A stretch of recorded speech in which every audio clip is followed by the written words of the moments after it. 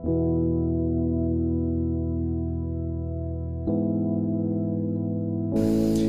bapak dan saudari-saudara yang terkasih, kalau kita semua atau umat Islam sekarang merayakan Idul Fitri, rasa-rasanya Idul Fitri itu bukan saja kalau di negara kita konteksnya ya, terutama di Jawa ini, Idul Fitri rasa-rasanya bukan hanya dirayakan atau menjadi sukacita bagi umat Islam, tetapi juga kita rayakan sebagai sebuah tradisi yang sudah hidup sejak zaman dahulu, sejak zaman nenek moyang kita.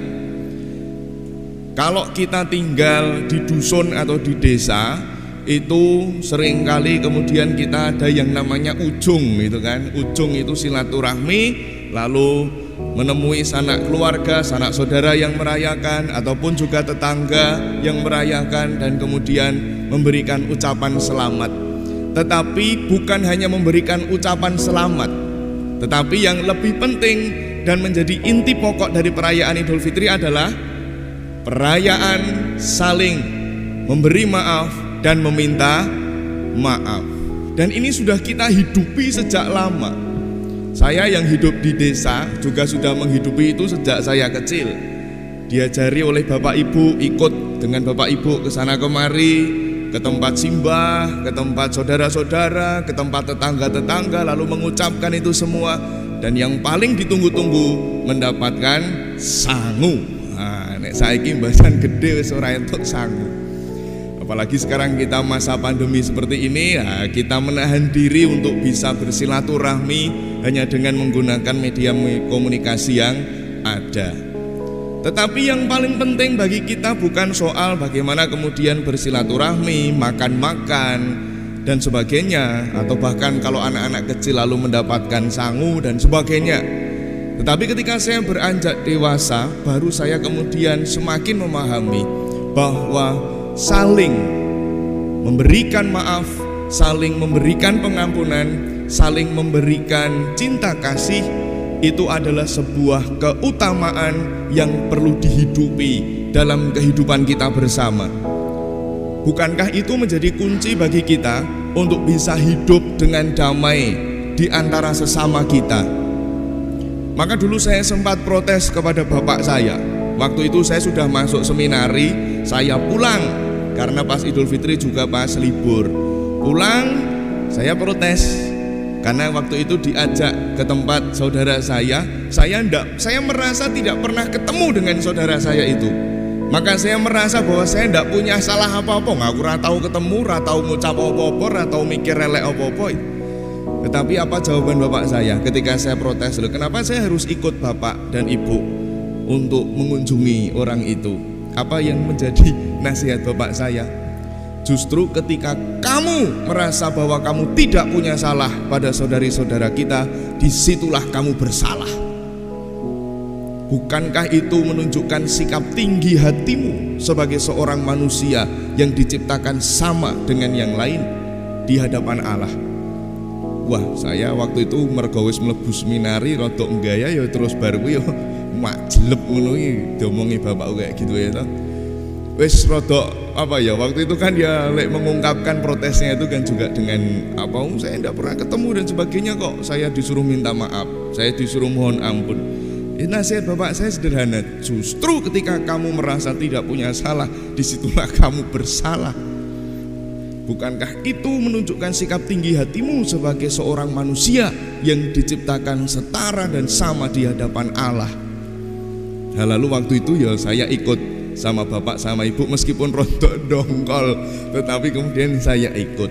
Dan kemudian ya sudah, memohon maaf itu bukan hanya cukup dengan sebuah kata-kata.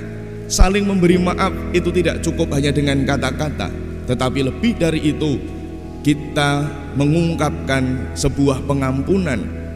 Bukankah sebagai manusia kita pun juga hidup dengan membutuhkan pengampunan itu, dan Tuhan memberikan pengampunan itu setiap saat dan setiap waktu kepada diri kita. Dan di dalam pengampunan itu tercerminlah diri Allah yang hadir secara sungguh-sungguh bagi hidup manusia yang lemah dan rapuh, tetapi senantiasa disertai dan dilindungi hidupnya oleh Allah. Makna dari pengampunan lebih dari sekedar ucapan maaf, tetapi makna dari pengampunan adalah sikap batin yang mau menerima bahwa di dalam kelemahan dan kerapuan sesama, Tuhan hadir menyapa diri saya, dan Tuhan hadir melindungi serta menyertai hidup saya. Maka apa yang sekarang dirayakan oleh saudari-saudara kita ini juga menjadi keutamaan yang sangat berharga bagi kita. Kalau sekarang kita tempatkan di dalam kebiasaan atau adat istiadat iman kita, bukankah setiap perayaan Ekaristi ini pun kita juga saling memberi maaf dan saling memberikan pengampunan? Sebelum kita merayakan liturgi Ekaristi, sebelum kita menyambut tubuh Tuhan, bukankah kita diajak untuk selalu memberikan maaf, meminta maaf, memberikan pengampunan dan memberi pengampunan?